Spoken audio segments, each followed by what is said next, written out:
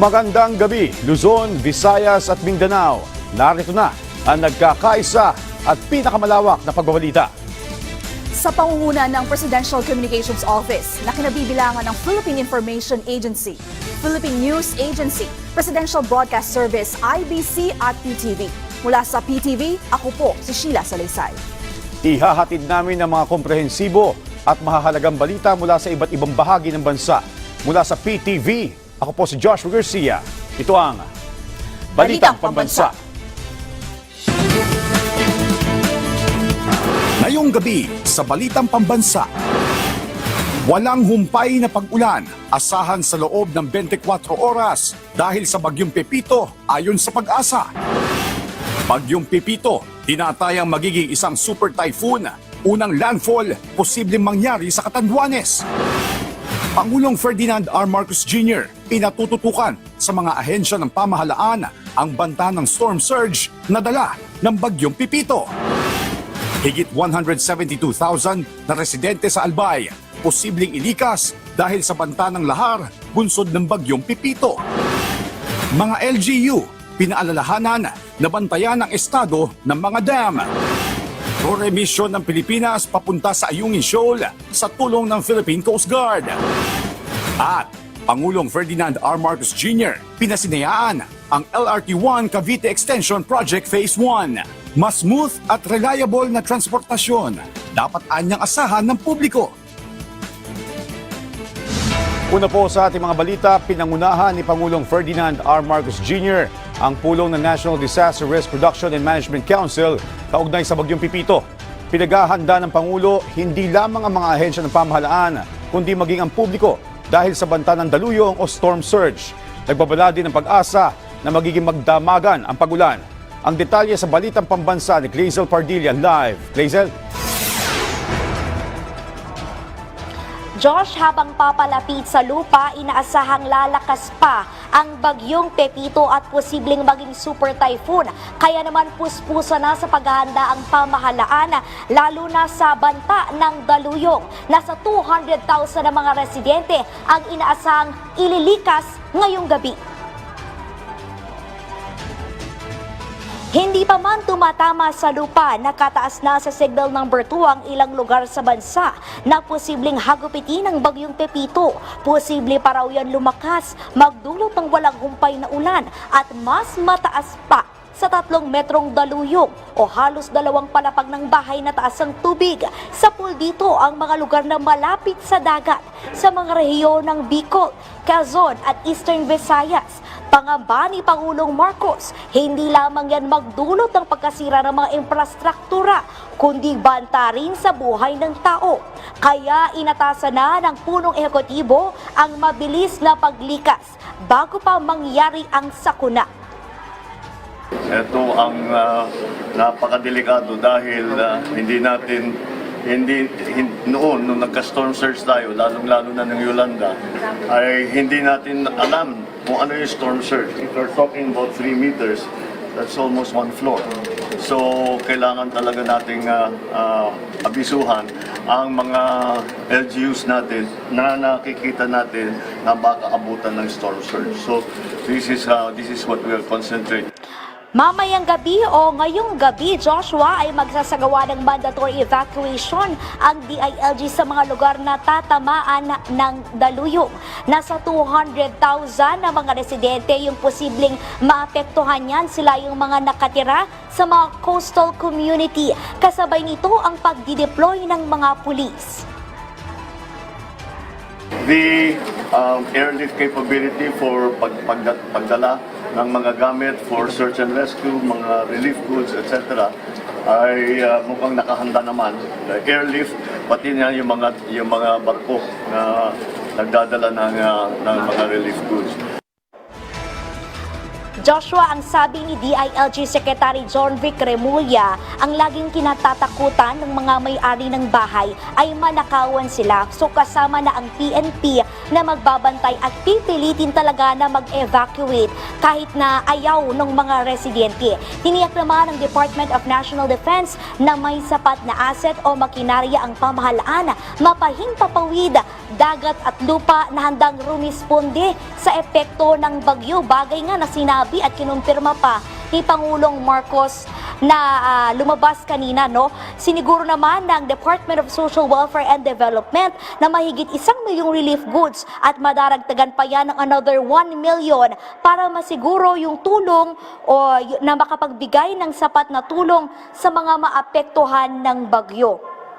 Joshua, ayon kay Pangulong Marcos Jr., kung nasa 3 metro yung daluyong, dapat mas mataas pa, at least 5 meters, yung parang taas ng mga evacuation center para tiyak na mawi-withstand o hindi talaga tatamaan ng daluyong yung mga evacuation center. At sabi nga ng DOST, dapat maging mapili yung mga LGU at masiguro na nasa safe na lugar yung mga tao. Samantala dahil naapektuhan na rin ang sunod-sunod na bagyo, yung ilang lugar, lalo na yung mga sakahan, ay aminado ang pamahalaan na medyo marami ng damage. Pero siniguro ni Pangulong Marcos Jr. na sapat pa naman ang supply ng pagkain. Nakantabay din yung importasyon, halimbawa na lamang ng bigas, para nga matiyak na mayroon tayong sapat na bigas. Yan na muna ang latest. Balik sa iyo, Joshua.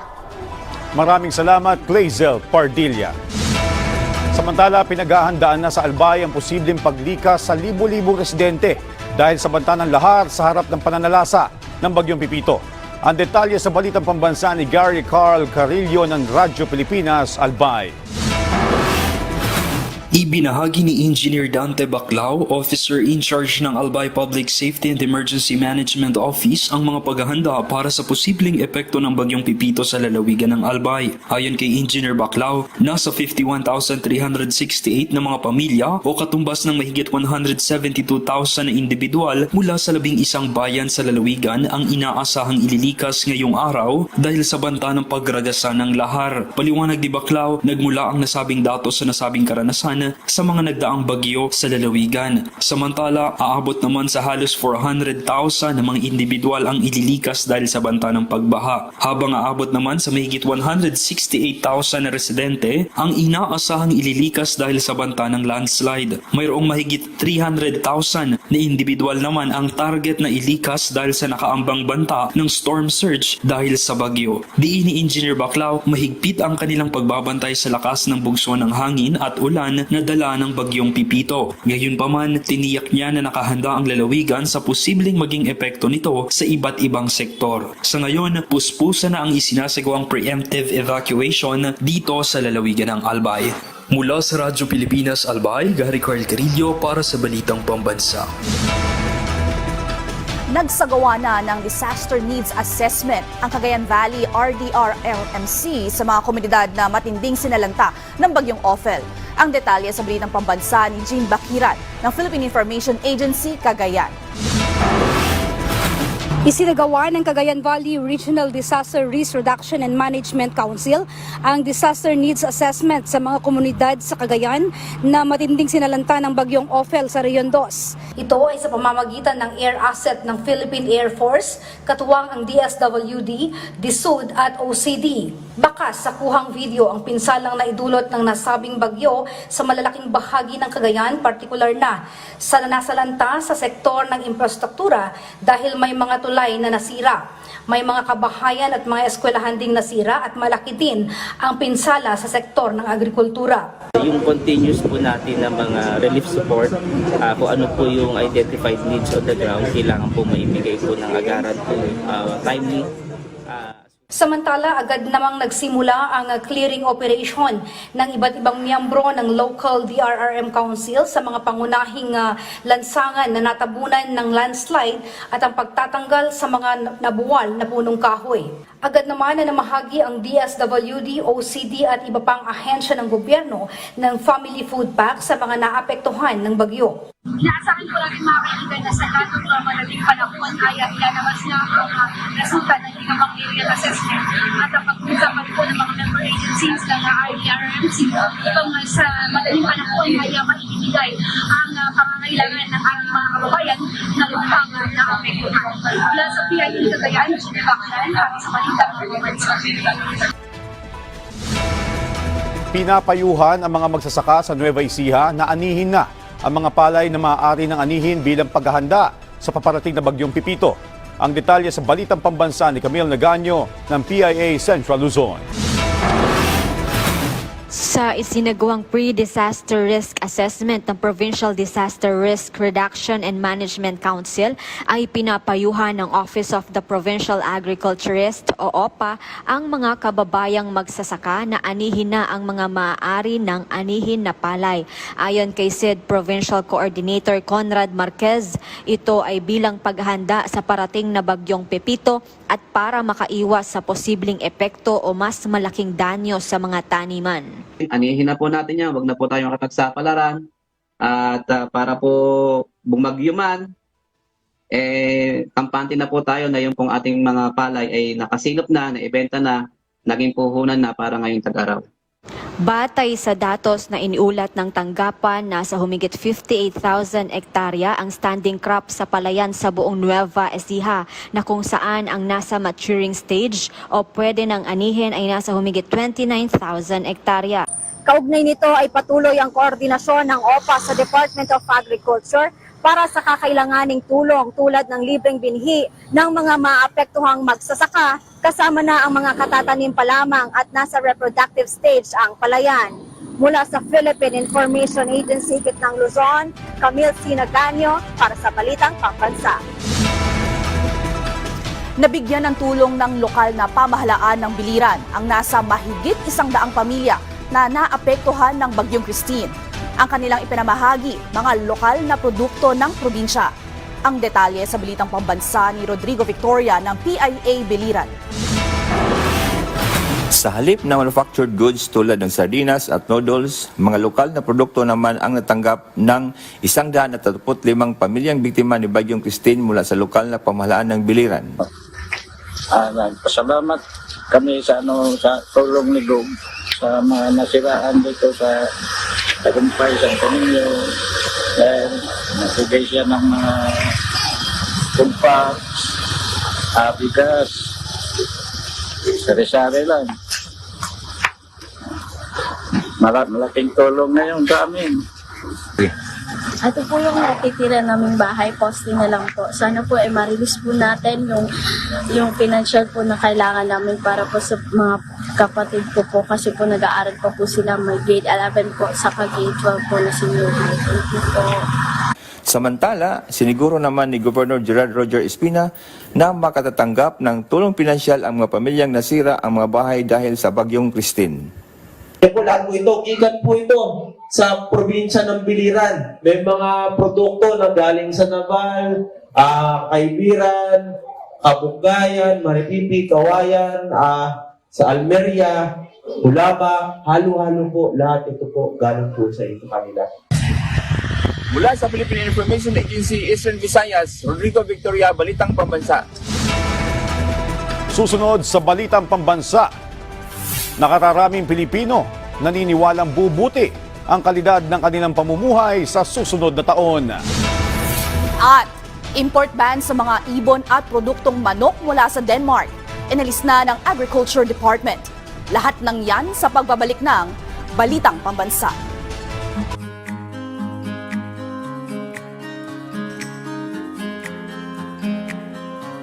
Ako po si Jerwin Macadenden, 42 years old, ARB beneficiary ng probinsya ng Quirino. Si Lola, siya yung dating nagtatanim ng puno rito, mais at saka puno ng kamoting kahoy. Nakalipas ang ilang taon, yumao na po siya at pinagkatiwala sa akin ng lupa. At ako na po yung nagtanim ng mga prutas at mga iba pang pagkain po rito at saka nag-aalaga na rin po ng mga iba't ibang klase ng hayop. Mula nung sinimulan namin ito, nagkaroon kami ng pagkakataon na libre ng aming ulam at nakapagbenta rin po ng mga ibang prutas para mapantulong sa aming pamilya at sa mga nag-aaral ko pong anak.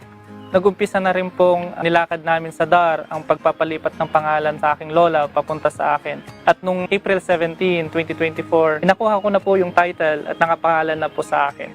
Ngayong pong umaga, utos ng ating mahal na Pangulo, President Bongbong Marcos, ibigay na ang titulo sa lahat ng agrarian reform beneficiaries. Nagpapasalamat po ako kay Pangulong Bongbong Marcos, kay mahal na DAR Secretary Conrado Estrella III at sa lahat ng pamunuan ng DAR. Masaya po ako at masasabi ko na rin po, meron po kaming sariling lupa na sinasakat. Lola, kung nabubuhay ka pa, nakita mo na sana na fully developed itong lupain mo ngayon at ipagpapatuloy para sa kaunlaran ng iyong mga pamilya. Bagong Pilipinas, bagong buhay para sa pamilyang magsasaka.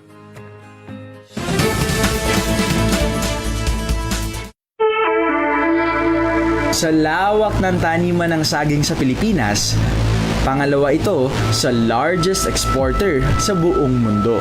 Pero ang industriyang ito nahaharap ngayon sa malaking problema. Ang banana fusarium wilt o tinatawag na Panama disease ay isa sa pinakamalaking hadlang upang mapagpatuloy ang pagtatanim ng saging o ang produksyon ng saging. Sa tulong ng ating next-gen plant doctors, ating alamin ang mga solusyong kanilang nabuo upang labanan ang sakit na ito. Abangan yan ngayong Sabado, dito sa Expert Talk.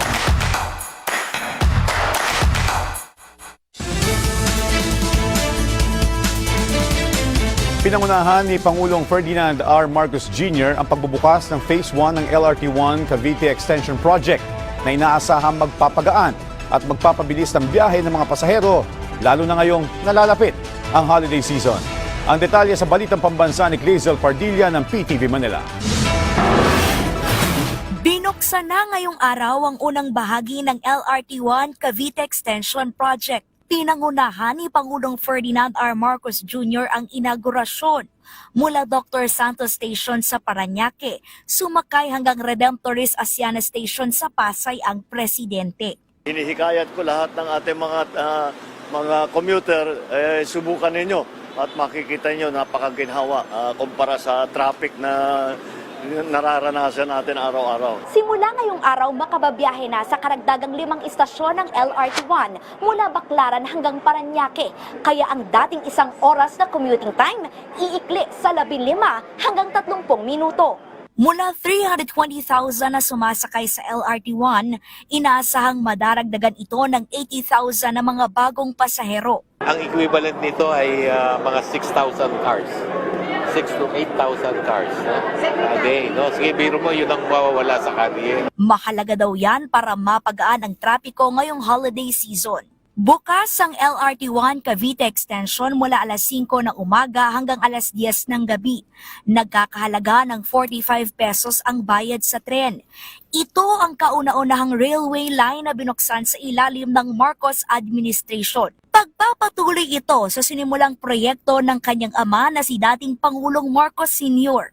On this day, no one is happier than his son in seeing that his father's foresight is being validated by another work that expands mass transit that he had built for the people that he loved. Sa ngayon, may 25 istasyon ng LRT-1 mula Fernando Poe Jr. sa Muñoz, Quezon City hanggang Parañaque. Mula sa PTV, Clazel Pardilla, Balitang Pambansa. Umalma ang China sa ulat na planong pagbili ng Pilipinas ng Mid-Range Capability o Typhoon Missile System ng Amerika. Ayon sa Chinese Foreign Ministry, nagpapalala lamang ito ng tensyon sa rehiyon at umapila na alisin na sa Pilipinas ang naturang missile system ng US Army. Kaya nitong magpakawala ng Standard Missile 6 at Tomahawk Land Attack Missile, abot hanggang 2,000 kilometro o higit pa. Pero ayon kay Defense Secretary Gibo Chodoro, wala pang pinal na desisyon sa pagbili ng nasabing kagamitan. Samantala, iniulat ng Armed Forces of the Philippines ang matagumpay na RORE mission sa BRP Sierra Madre sa Ayungin Shoal kahapon sa tulong ng Philippine Coast Guard. Ito na ang ikatlong sunod na RORE na walang untoward incident matapos ang provisional agreement sa pagitan ng Pilipinas at China. Isinagawa ang 4th Quarter National Simultaneous Earthquake Drill sa Cebu sa pangunguna ng OCD-7 at mga partner agencies. Ang detalye sa Balitang Pambansa ni Robinson Gabardo ng PIA Central Visayas. Pinangunahan ng Office of Civil Defense Region 7, Disaster Risk Reduction Management Office at iba pang mga ahensya ng pamahalaan ang 4th Quarter National Simultaneous Earthquake Drill sa University of Cebu Medical Center sa Cebu noong November 14. Nakilahok ang halos 100 partisipante, kabilang ang mga staff at medical students ng ospital at personnel ng disaster, emergency, and rescue units. Tiningnan ng mga evaluator ang kahandaan ng UCMed at pagsunod nito sa duck, cover, and hold. Sinuri rin ang ibang aspeto ng disaster preparedness, pagsunod sa evacuation procedures, pagsasagawa ng damage assessment, at pag-activate ng incident management team. It is very important nga magasal mo ta, mag-participate ta sa NSED because this is our way to practice and to strengthen preparedness sa public and to promote awareness sa ilaha panahon sa unsay buhaton kung naay earthquake. Masaya ang pamunuan ng UC Medical Center na nabigyan sila ng pagkakataong lumahok at matuto sa naturang aktibidad. We always look forward to these kinds of activities kay it beefs up our own preparations, our own internal preparations for disaster, or specifically for earthquake. And as a hospital, it makes us better so whenever that such an incident might occur in the future, we can be truly ready and help not just Mandaue but of course Cebu City. Ang NSED ay quarterly exercise na pinangungunahan ng Office of Civil Defense. Layo nitong palakasin ang kahandaan ng mga LGUs, government agencies, private stakeholders at ng publiko sa panahon ng lindol. Mula sa Philippine Information Agency Central Visayas, Robinson Cabardo, Balitang Mabansa. Malaking banta ang dala ng bagyong Pipito sa bansa. Ano-ano ang mga daraan ng mga lugar ng bagyo at bakit kailangan din na maghanda ang Metro Manila? Alamin sa detalye sa Balitang Pambansa ni Benji Dorango ng PTV Manila. Papalayo na ang bagyong Ophel na nasa layo ngayong 205 west-northwest ng Itbay at Batanes. Signal number 1 pa rin doon habang papalabas ang PAR. Pero ang bagyong Pepito, papalapit naman. Sa pinakahuling ulat ng Pag-asa ngayong hapon, nasa 485 kilometers silangan ng Giwan Eastern Samar na ang bagyo. Taglay ang lakas ng hangin na 150 to 185 kilometers per hour habang kumikilos sa bilis na 30 kilometers per hour. Oras-oras lumalakas ang bagyo dahil sa rapid intensification, kaya inaasahan bukas isa na itong super bagyo. Ngayon pa lamang, asahan na ang pagsungit ng panahon sa ilang lugar sa Visayas at Luzon. 22 lugar sa northern at eastern portion ng Samar ang nasa ilalim na ngayon ng signal number 2, habang signal number 1 naman ang 26 na lugar sa Luzon at nalalaming bahagi ng northern at eastern Samar at Biliran. Binabantayan ngayon ng Pag-asa kung saan papasok ang mata ng bagyo bukas ng gabi o linggo ng umaga. Ilan sa mga lugar na posibleng landfall ay ang Catanduanes, Camarines Sur, Albay, Sorsogon, Quezon o Aurora. Pero paliwanag ng Pag-asa, ang mas malakas na hangin wala sa mata ng bagyo, kundi nasa paligid nito. Nasa 760 kilometers ang lawak ng bagyo, kaya maraming lugar makakaranas ng masungit na panahon habang bumabaybay pa west-northwest. Mas malalakas na hangin din ang pwedeng maranasan sa coastal areas at matataas na lugar na maaaring makapaminsala ng ari-arian. Signal number 5 ang pinakamataas na wind signal na maaaring ideklara ng Pag-asa habang papalapit ang bagyong Pepito. Unang makakaranas ng walang humpay na ulan Sabado ng tanghali sa Northern Samar, Sorsogon, Bicol Region at Catanduanes. Matinding pagbaha ang maaaring maranasan dito. Ang mga dam naman sa Luzon, nasa normal high level na ang tubig. Ibig sabihin, kaya na ulit itong sumapo ng tubig ulan na ibabagsak ng bagyo. Kung tama ang pagtataya ng Pag-asa, dadaanan ng bagyo ang Bicol Region, Quezon, Central Luzon at Pangasinan bago lumabas ng West Philippine Sea ang bagyong Pepito. Mula sa PTV, Benji Durango para sa Balitang Pambansa. Maraming Filipino adults ang positibong naniniwala na gaganda ang kanilang pamumuhay sa susunod na taon. Ayon yan sa pinakahuling survey ng Social Weather Stations o SWS. Sa naturang survey, 47% ng mga Pilipino ang naniniwalang gaganda pa ang kanilang buhay sa susunod na 12 buwan.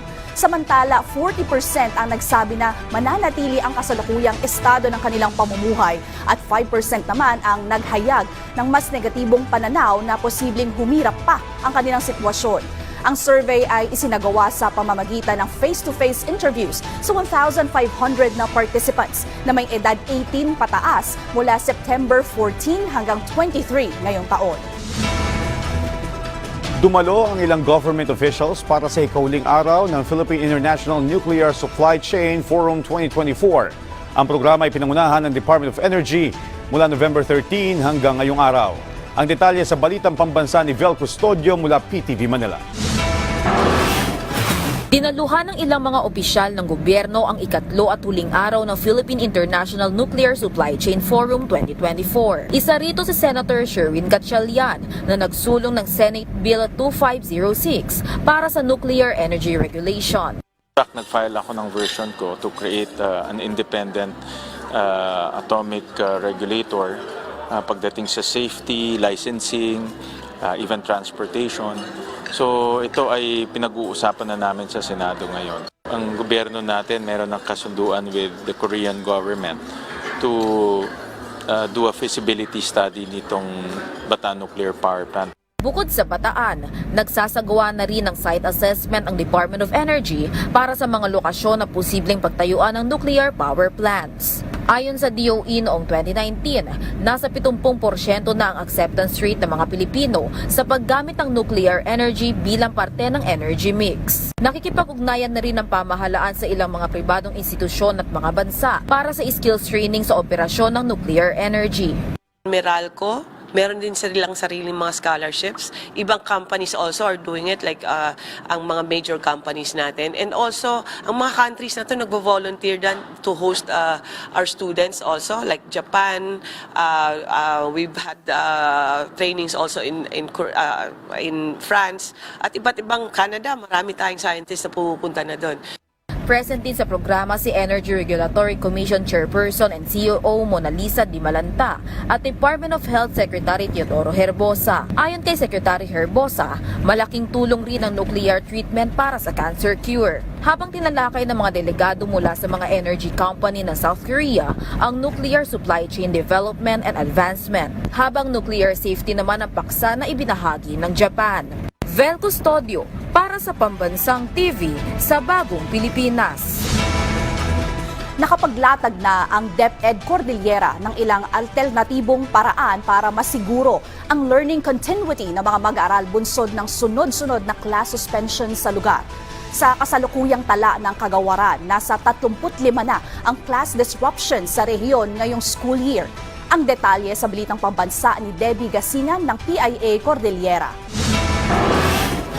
Umapila ang DepEd Cordillera sa mga magulang na suportahan ang anumang learning modalities na ipinatutupad at ipatutupad ng ahensya upang mapunan ang mga araw na hindi pumasok ang mga learners dahil sa sunod-sunod na class suspensions, bunsod na rin ng sunod-sunod na bagyo. Ayon kay Regional Director Stella Carino, maituturing na learning loss ito na dapat lamang punan. We are trying to look into different ways by which we'll be able to address this learning loss, and sana i-support din ito. Kabilang sa mga posibleng ipatupad sa rehiyon ay ang pagkansela sa mid-year break para maisagawa ang make-up classes, pagkakaroon ng Saturday classes at pagpapalawig sa oras ng klase. Kabilang din ang Cordillera sa mga magpapatupad ng dynamic learning program upang masiguro ang learning continuity. Sana ang DepEd makapagpatupad sila ng iba't ibang mga learning modalities nang sa ganon, ang mga estudyante ay makakatch up. Nanawagan naman ang DepEdCar sa mga learners na huwag nilang ikatuwa ang class suspension, bagkos ay pagtuunan nila ng pansin kung paano pa rin sila makakapag-aral gamit ang mga self-learning modules at textbooks kapag may suspension ng klase. Mula sa PIA Cordillera, Debbie Gasingan para sa Balitang Pambansa. Inalis na ng Department of Agriculture ODA ang ban sa importasyon ng domestic at wild birds pati na ang mga poultry products mula Denmark. Halos 2 taon matapos itong ipatupad. Ayon sa Memorandum Order No. 50, inalis ang ban matapos pagbigay alam ng Danish Veterinary and Food Administration sa World Organization for Animal Health na naresolba na ang mga kaso ng avian influenza sa Denmark at wala nang naitalang outbreak mula noong September 12, 2024. Pinatupad ng ban noong December 2022 dahil sa avian flu outbreak sa Denmark. Sa ngayon, binigyan din ni Agriculture Secretary Francisco Chu Laurel Jr. na ang mga importasyon ay kailangang sumunod sa mga regulasyon ng DA.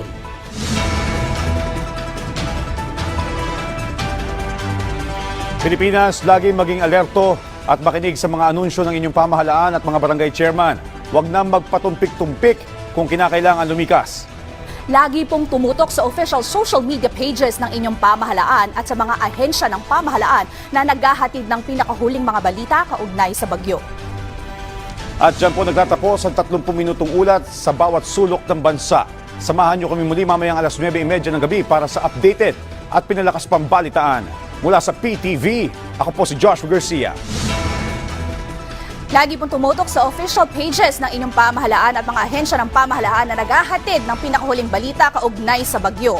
At ito ang pinalawak na puwersa sa pangunguna ng Presidential Communications Office, kabilang ang Philippine Information Agency, Philippine News Agency, Philippine Broadcast Service, IBC at PTV. Mula sa PTV, ako naman po si Sheila Salaysay. Hatid sa inyo ang komprehensibong paghimay sa mahalagang usapin dito lang sa Balitang Pambansa.